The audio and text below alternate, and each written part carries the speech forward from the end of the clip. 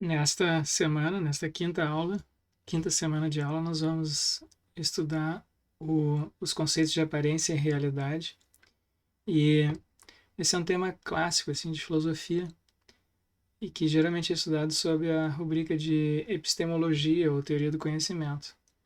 Se trata então de saber em que medida a gente pode conhecer a realidade. Será que nós de fato podemos conhecer a realidade e em que medida? Porque parece que todos os nossos conhecimentos, todo o nosso conhecimento da realidade está baseado no contato que a gente tem com as aparências da realidade. Então a gente vê as aparências das coisas, a aparência das pessoas, a aparência de eventos, ah, tal como nós julgamos, né, tal como eles aparecem para cada um de nós. E aí nós fazemos julgamentos baseados nessas aparências, né, sobre o que está realmente acontecendo por trás das aparências, ou que está causando aquelas aparências. Mas, seguidamente, a gente se engana quando faz essas inferências. Né? Às vezes a gente julga que, a gente toma uma certa aparência como sendo uma manifestação de uma realidade, e de fato não é assim. Então há muitos exemplos disso na história da ciência e na história das nossas próprias vidas. A gente faz isso toda hora.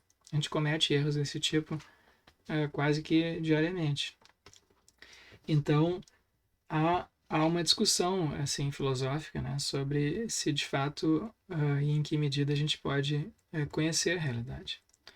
Então, é sobre isso que nós vamos tratar essa semana. Então, eu deixei para vocês como leitura o texto, o capítulo 1 do livro do Bertrand Russell, Os Problemas da Filosofia. E então ele apresenta de uma maneira assim simples e direta e bastante elegante, assim. Às vezes lendo esse livro talvez vocês não tenham assim não consigam ainda apreciar como ele é preciso com o uso das palavras e das colocações que ele vai fazendo. Então ele parece estar falando assim de uma maneira prosaica e simples, mas todas as frases, todas as palavras ali são muito bem escolhidas. E isso é algo assim típico, né, dos grandes assim filósofos, né? Eles escrevem com muita precisão mesmo quando estão dizendo coisas que parecem prosaicas. Então o Bertrand Russell começou esse livro com a seguinte pergunta: existe no mundo algum conhecimento tão certo que nenhum homem razoável possa dele duvidar? Então, vejam aqui quanta coisa já tem nessa primeira frase, né? Primeiro, ele não está dizendo assim, existe algum... Então, ele fez questão assim de qualificar. A dúvida tem que qualificar essa dúvida, né? E é claro que existem conhecimentos que podem ser colocados em dúvida, mas a questão é se elas podem ser colocadas em dúvidas razoavelmente, porque se a gente não for razoável, né, e isso a gente encontra toda hora na vida cotidiana, pessoas que não são razoáveis e que duvidam das maiores obviedades. Então, não é qualquer dúvida que ele está considerando, né? Ele está considerando apenas as dúvidas que uma pessoa razoável pode ter. E será que existe algum conhecimento que está fora do alcance dessas dúvidas razoáveis? Dúvidas irrazoáveis, dúvidas assim insensatas, dúvidas loucas, a gente encontra todo dia e nós próprios às vezes temos dúvidas desse tipo, né? Dúvidas que inicialmente nos aparecem, a gente pensa e depois refletindo, né, ou conversando com outras pessoas, a gente se dá conta de que aquela dúvida não era razoável, a gente abandona a dúvida. Então, mas não é disso que ele está falando. Ele está falando assim daqueles casos em que, mesmo refletindo, mesmo fazendo uma investigação, digamos, ou fazendo ciência ou filosofia, a gente pode ainda colocar em dúvida. Então, será que tem algum conhecimento que escapa desse tipo de dúvida? E o Bertrand Russell afirma, né, na sequência, que essa é uma das questões mais profundas, mais importantes da filosofia. E de fato tem muita filosofia que foi feita, né, é, tendo como objeto essa questão.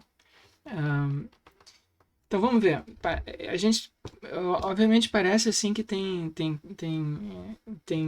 ponto de partida dele, é um ponto de partida assim que foi adotado por diversos outros filósofos, então ele não está sendo propriamente original aqui, o Russell, ele está repetindo colocações que a gente encontra em outros filósofos. Eu vou mostrar na sequência um outro trecho de Descartes em que algo bem parecido foi dito.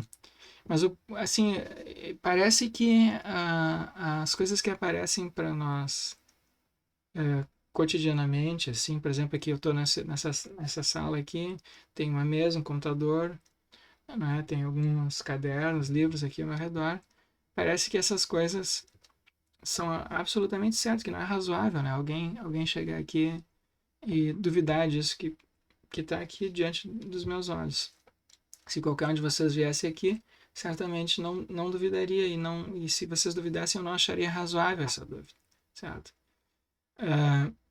Então o Russell começa dizendo assim algo assim que é tão óbvio que ele diz talvez nem mereça ser dito, não parece merecer ser dito, né? E, e vocês notem, reparem como o Russell gosta fala isso seguidamente, né? Esse é o ponto de partida da filosofia, são essas obviedades que sequer parecem merecer ser ditas, mas o ponto de chegada, digamos assim, depois de reflexão, a gente se dá conta de que esse ponto de partida não é tão óbvio assim e que isso nos leva a reflexões que muitas vezes parecem paradoxais e incríveis. E de certa maneira isso acontece aqui nesse capítulo mesmo, nesse primeiro capítulo do Russell. Então vamos ver. Ele diz assim: parece-me que estou agora sentado numa cadeira diante de uma mesa de determinada forma sobre a qual vejo folhas de papel manuscritas e impressas. Talvez vocês estejam tendo experiências bem parecidas com essa nesse momento diante do computador ou do celular de vocês assistindo essa videoaula. Reparem como esse trecho do Russell é parecido com um trecho da primeira meditação de Descartes, que eu deixei como leitura complementar para essa semana. O Descartes também, né, ele diz assim, olha, que eu esteja aqui sentado junto ao fogo, vestido com um chambre, tendo este papel entre as mãos e outras coisas dessa natureza, ele diz, isso não parece ser dubitável, né? Não parece razoável a gente duvidar desse tipo de coisa. E o Descartes começa a dizer assim, muitas vezes os sentidos parecem nos enganar, né? Eu olho uma coisa muito distante, eu olho, sei lá, eu olho um objeto que está muito distante no alto de uma montanha, penso que é uma vaca, eu chego mais perto e vejo que é um cavalo, uma pedra, uma árvore. Eu olho uma torre distante, acho que ela é arredondada, depois chego mais perto e vejo que tem, ela é quadrada. Eu olho um pontinho na parede, acho que é um inseto, depois eu vejo que é uma sujeirinha. Enfim, eu escuto um som muito baixo e penso que é uma pessoa falando, um rádio, uma música, depois eu aumento o volume ou chego mais perto da origem desse som e vejo que é algo bem diferente. Então, essas coisas antigas, né? Ou então assim quando a gente, enfim, a gente se engana seguidamente quando faz uso dos sentidos, mas assim com relação às coisas que estão mais próximas de nós e que se apresentam para nós em condições ideais de percepção. Por exemplo, nesse momento aqui, eu estou numa sala razoavelmente bem iluminada, né? A minha visão não está sendo impedida por nada e os objetos são suficientemente perto. Aqui, por exemplo, tem um caderno, tem a mesa aqui, o computador. Eles estão suficientemente perto de mim para que não seja razoável eu achar que estou me enganando a respeito deles. Uh, então, o ponto de partida do Russell é esse. Parece que essas percepções que a gente tem dos objetos próximos e que se apresentam para nós em condições ideais ou próximas do ideal de percepção, elas nos fornecem, digamos assim, conhecimentos dos quais não é razoável duvidar, né? Fornecem crenças que tudo indica que são verdadeiras e não parece razoável, parece que nós estamos perfeitamente bem justificados em termos dessas crenças, então elas parecem conhecimentos que parecem ser, digamos assim, estar fora de qualquer dúvida razoável.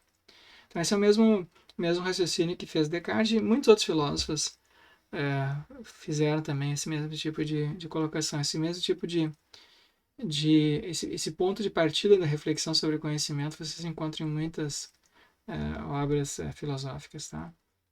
Bom, então o Russell continua. Bom, aqui primeiro o Descartes, né? Na primeira meditação, o Descartes diz assim: sim, bom, embora os sentidos nos enganem às vezes, não parece razoável que a gente se engane com relação a essas coisas que estão mais próximas, né? Que são suficientemente grandes em que a gente consiga perceber elas, né? Não são coisas minúsculas, assim, sei lá, átomos ou micróbios ou coisas que não tem como ser vistas, ou pelo menos não tem como ser percebidas a olho nu, enfim. Então, ele disse, então, bom, que eu esteja aqui sentado junto ao fogo, ele escreveu, tendo esse papel entre as mãos, vestindo este chambre, etc. Isso não parece ser duvidável. Mas aí o Descartes elabora dois outros argumentos na sequência, nessa primeira meditação, que justamente põem isso em dúvida. E ele diz assim, tá, mas né, eu seguidamente tenho sonhos, vocês também devem ter, mesmo quem nunca teve nenhum sonho, não se lembra dos sonhos que teve, sabe que outras pessoas têm sonho e consegue conceber, pelo menos imaginar a possibilidade de sonhar. E muitas vezes a gente tem sonhos em que o sonho parece com a realidade. A gente, durante o sonho, não sabe, né, se está sonhando. Não sabe, parece que aquilo está de fato acontecendo conosco. Então o Descartes diz, e o interessante é que durante o sonho, então, tudo aquilo que aparece na percepção que a gente tem durante a vigília, acordada, né, pode aparecer também no sonho. Então, internamente, a percepção, a experiência, né, que a gente não consegue saber se está sonhando ou não. Então ele pergunta, como é que eu sei que eu não estou sonhando agora? Né? Porque eu poderia estar percebendo exatamente as mesmas coisas que eu percebo aqui ao meu redor e está sonhando que eu estou percebendo essas coisas. Né? Então eu penso que eu estou aqui, né, o Descartes escreveu sentado junto ao fogo, com esse papel entre as mãos, vestindo esse chambre, etc. Eu penso essas coisas, mas na verdade eu estou sonhando. Né? Eu estou sonhando que estou percebendo essas coisas e de fato o que está acontecendo é que eu estou deitado na cama, eu não estou aqui sentado nessa cadeira, nem estou junto ao fogo. Eu não estou vestindo nenhum chambre e assim por diante.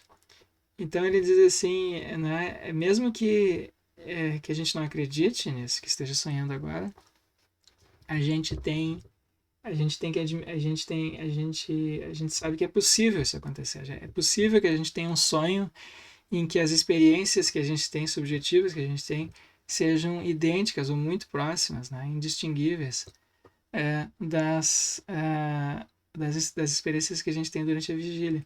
Então ele diz assim, bom, então eu não tenho como saber se eu estou sonhando. A rigor eu não tenho como saber se eu estou sonhando mesmo, ou se eu estou acordado vendo essas coisas. Eu poderia perfeitamente bem estar sonhando que estou vendo essas coisas, por mais certas que elas me pareçam, eu posso ter a certeza, né? Pode acontecer também durante o sono. Eu posso ter certeza de que estou acordado durante o sono e aí eu acordo no sonho, eu sonho que estou acordando e continuo sonhando.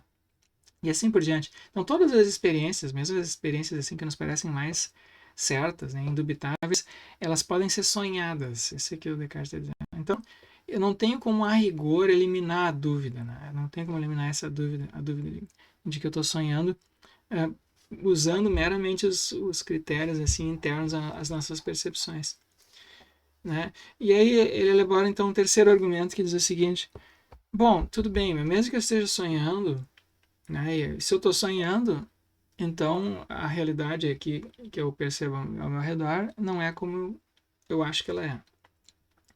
Mas quer eu esteja sonhando, quer eu esteja acordado, 2 mais 2 é igual a 4 e um triângulo tem 3 lados e assim por diante. Então tem algumas verdades, as verdades matemáticas, lógicas e matemáticas, que parecem estar imunes ao argumento do sonho, né? Então, pelo menos isso eu poderia saber com certeza, que 2 mais 2 é igual a 4, porque quer eu esteja sonhando, quer eu esteja acordado, se eu vejo aqui 2 dedos, depois eu vejo aqui 2 dedos, então eu tenho 4 dedos. Isso continua verdadeiro no sonho, né? E se eu vejo um triângulo, o triângulo tem três lados. Então, mesmo quando eu sonho um triângulo, mesmo que eu sonhe um triângulo, o triângulo sonhado tem três lados também. Então, parece que as verdades matemáticas não são postas em dúvida pelo argumento do sonho. Então, o argumento do sonho do Descartes parece colocar em dúvida apenas as realidades assim externas à minha mente, né? Aquelas que a realidade do mundo exterior. Então, as coisas que eu percebo sobre o mundo ao meu redor, o meu corpo, as memórias que eu tenho, né, podem ser sonhadas, enfim, mas não as verdades da matemática. Então, ele elabora um terceiro argumento que põe em dúvida também as verdades matemáticas. Ele diz assim: sim, mas quem me garante que não exista um gênio maligno, um espírito maligno, enfim. Primeiro ele fala em Deus enganador, depois espírito maligno, mas o argumento é o mesmo. Quem me garante que não exista um espírito que me engane, né? Todas as vezes que eu somo 2 e 2, e concluo 4, todas as vezes que eu somo os lados de um triângulo. Ou seja, então, da mesma maneira que a gente pode ser levado a cometer erros assim, quando está fazendo cálculos matemáticos, quando está contando objetos, a gente pode ser induzido ao erro, né? Quando está fazendo. A gente pode errar espontaneamente por desatenção ou fraqueza de raciocínio, e a gente pode também ser induzido ao erro por outras pessoas. Então, uma pessoa pode, digamos assim, nos hipnotizar ou nos induzir a equívocos, né, a acreditar. Então, isso é perfeitamente possível. A gente tem muitos casos assim bem conhecidos desse tipo de fenômeno, né, de pessoas serem levadas a cometer equívocos sobre enunciados os mais básicos. Então, vocês já devem ter visto assim casos de demonstrações aqueles de hipnose, né, que as pessoas hipnotizam uma outra pessoa e dizem assim: agora tu vai esquecer o número 3. Aí pede para a pessoa contar até 10 e a pessoa conta 1, 2, 4 e assim por diante. Enfim, tem muitas maneiras de fazer, de mostrar que isso não apenas é possível, como de fato acontece conosco. Né? Que há situações em que a gente se engana. E o Descartes pergunta então: tá, mas quem garante que não há um gênio maligno que me engana, né? Todas as vezes que eu somo 2 mais 2, ou que eu conto os lados de um triângulo, assim por diante. Então ele conclui: bom, né, eu não tenho como provar que não existe um gênio maligno e que ele não está nesse momento me enganando sobre todas as coisas que eu percebo, está mexendo com os meus pensamentos, digamos assim, e e está, né, alterando assim os meus julgamentos. Então eu cometo erros sistemáticos. Então eu não tenho como saber. Não tem como saber isso, né? Não tem como saber que não existe, né? Não tem como provar que não existe. Então, então ele conclui isso: bom, dado que eu não tenho como provar isso, né? Eu não tenho como provar que eu não estou sonhando, eu não tenho como provar que não existe um gênio maligno. Então, a rigor, eu não tenho como provar que eu não estou enganado sobre tudo, né? Tudo que eu acredito. Eu acredito que eu estou aqui nessa sala, né? Que diante de mim tem uma mesa. Eu tenho crenças assim sobre o passado que podem ser falsas. Eu tenho crenças sobre mim mesmo que podem ser falsas. Mesmo, mesmo a crença sobre quem eu sou, né? Sobre o meu nome, sobre minha nacionalidade, minha idade, assim por diante. Tudo isso pode ser falso. Talvez eu até nem tenha um corpo. Como é que eu sei que eu tenho um corpo? Pode ser que esteja sonhando, que eu seja um espírito desencarnado que estou sonhando que tenho um corpo. Ou que estou sendo induzido ao erro por um gênio maligno, né? Então, essa é a origem, digamos assim, desses argumentos que a gente, dessas ficções que a gente vê hoje em dia no cinema, né? Tá cheio de filmes de ficção que exploram possibilidades desse tipo no cinema contemporâneo. Bom, então o Descartes conclui, essa é a primeira meditação dele. O Descartes, a conclusão dessa primeira meditação de Descartes é que eu não tenho como saber nada, né? Claro, depois ele escreveu mais 5 meditações, ao todo são 6, para mostrar que de fato eu posso conhecer algumas coisas, tá? Mas eu vou deixar o Descartes de lado agora e voltar ao Russell. Eu só queria mostrar que é um paralelo aqui bem importante entre essas considerações aqui que o Russell está fazendo no início do livro dele e as considerações que o Descartes faz no início das meditações. Bom, voltando ao Russell agora então. O Russell diz: a gente tem de um lado, né, isso que é então o Russell não usa o argumento do sonho nem do gênio maligno, mas ele usa um outro argumento que, que, que tem características assim, aparentadas, pelo menos, vamos ver. Eles dizem assim, bom, a gente tem, de um lado, experiências imediatas. Né? Eu tenho experiências imediatas aqui sobre essa mesa, tá me aparecendo, tem computador, a luz, a sala em que eu estou, etc. Então, eu tenho isso que se chama, às vezes, de dados dos sentidos. Né? Então, os dados sentidos são esses dados subjetivos que aparecem para nós na nossa mente. Então, a experiência, por exemplo, de calor, de frio, as cores dos objetos, as sensações de tato que a gente tem, né? Os sons. Então, tudo isso aparece para nós como dados, são os dados dos sentidos. E aí ele diz, bom, isso nos é dado imediatamente. Quando a gente abre os olhos, a gente vê coisas, né? E então surgem esses dados na nossa mente. Isso não está no olho, não tá os dados dos sentidos não estão no olho, nem nas coisas, mas elas estão na nossa mente. A gente tem essa experiência subjetiva de perceber uma determinada cor, ouvir um som, sentir um gosto, assim por diante. E baseado nisso, o Russell diz que a gente infere que existe uma mesa que tá causando, né, pela interação com os meus sentidos, está causando essa percepção mental. Então tem uma separação aqui, o Russell já está pressupondo que é uma separação.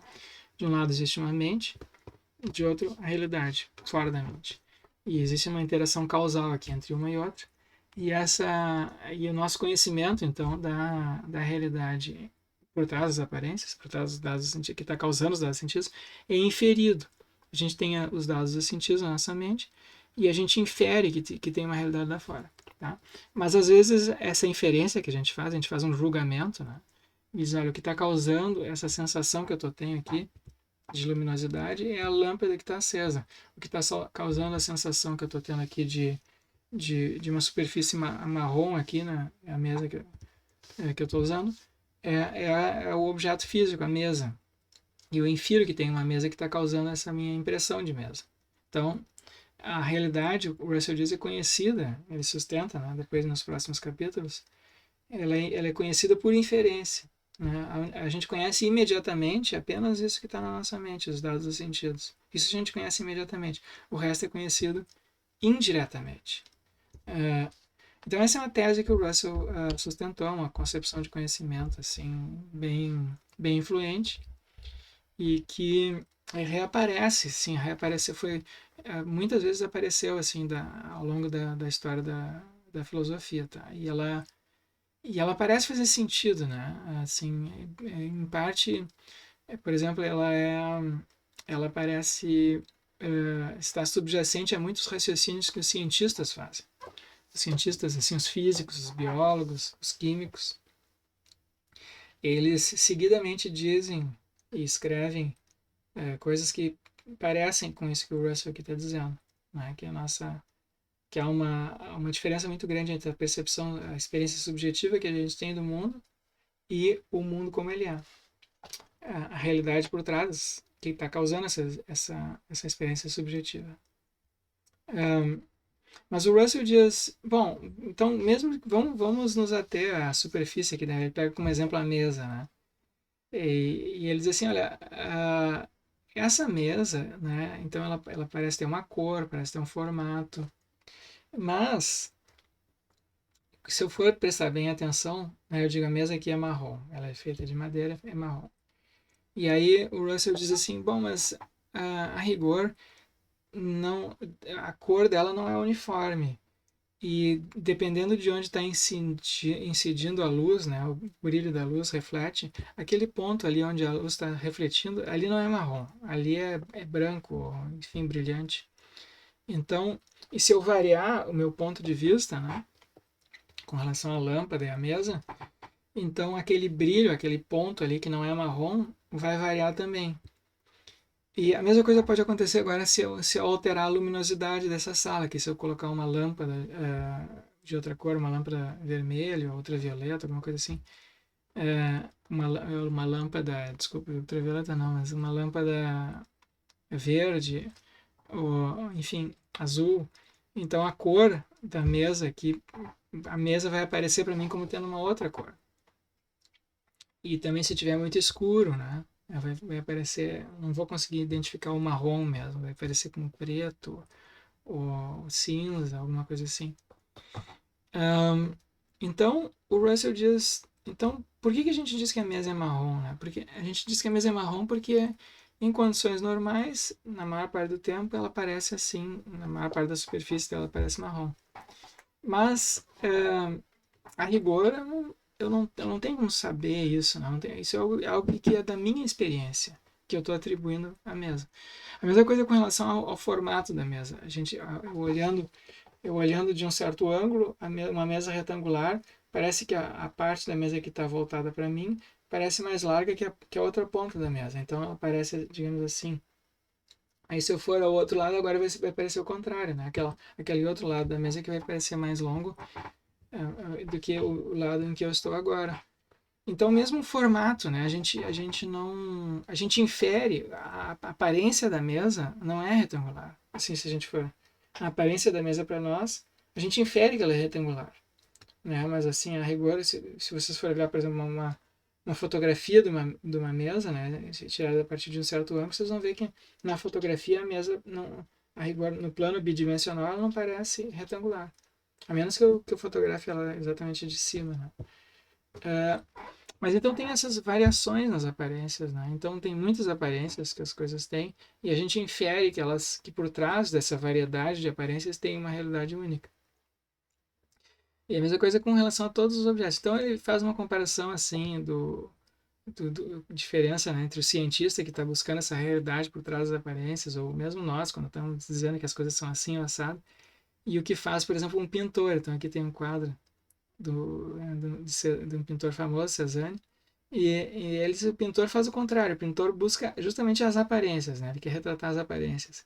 Ele não quer retratar as coisas como elas são.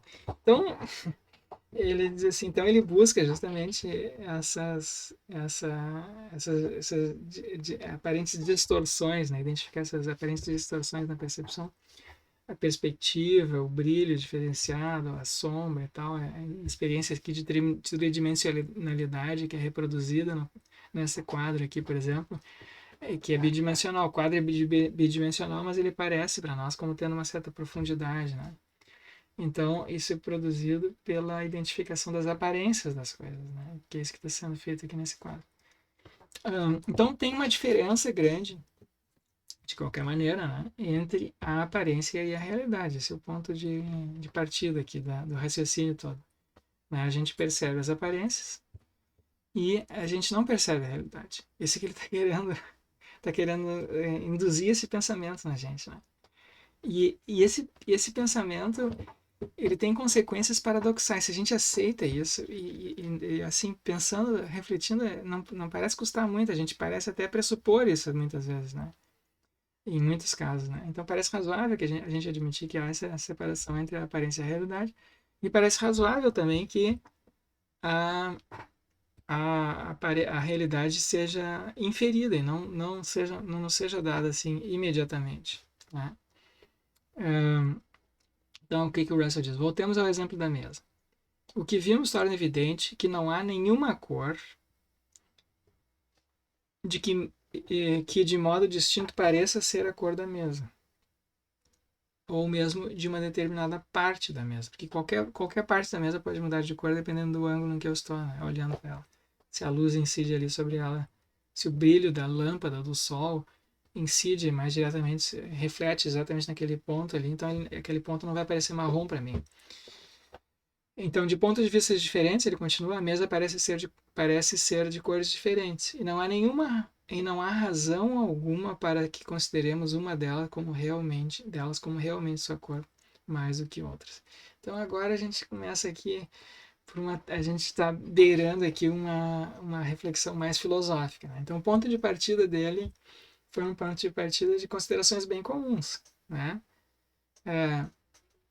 Tem essa diferença entre a aparência e a realidade. Um mesmo objeto pode mudar de aparência, né, dependendo do ângulo em que a gente está percebendo o objeto, as circunstâncias. Para pessoas diferentes pode parecer diferente. Então ele está dizendo assim, não. Aí ele conclui algo que já é mais difícil de acreditar, né? cada um das etapas do raciocínio dele pareceu razoável e natural. Agora, a conclusão, vamos ver. Não há razão alguma para que consideremos uma delas como realmente a sua cor. Né? Então, ele está dizendo assim, bom, não há razão alguma para a gente considerar que o marrom é a cor da mesa. É isso que ele está dizendo. Então, eu tenho aqui diante de mim uma mesa marrom, que todos vocês diriam que é marrom, uma mesa de madeira.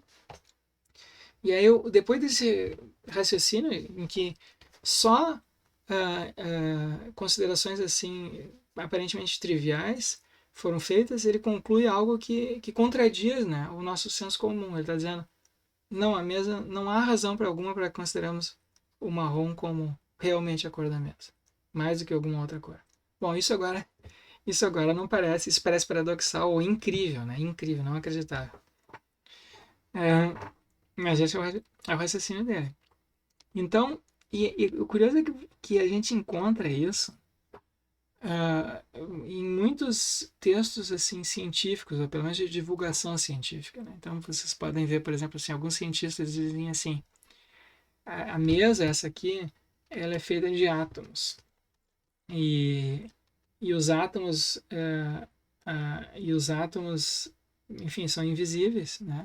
E eles produzem essa aparência aqui de solidez, impenetrabilidade, as cores.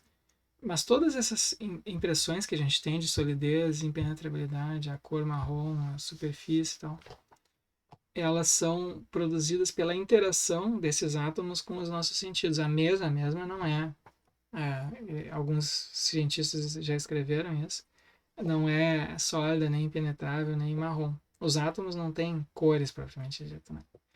Então, a cor é um produto. Isso que a gente chama de cor é uma experiência subjetiva e não um atributo objetivo dos átomos, da mesa, enfim. Então, isso que ele está dizendo, Russell, não é, embora seja incrível, né, parece contradizer assim o nosso senso comum, ele é, por outro lado, bastante empregado nas reflexões científicas, tá? Então, o Russell elabora então um argumento para mostrar que, embora haja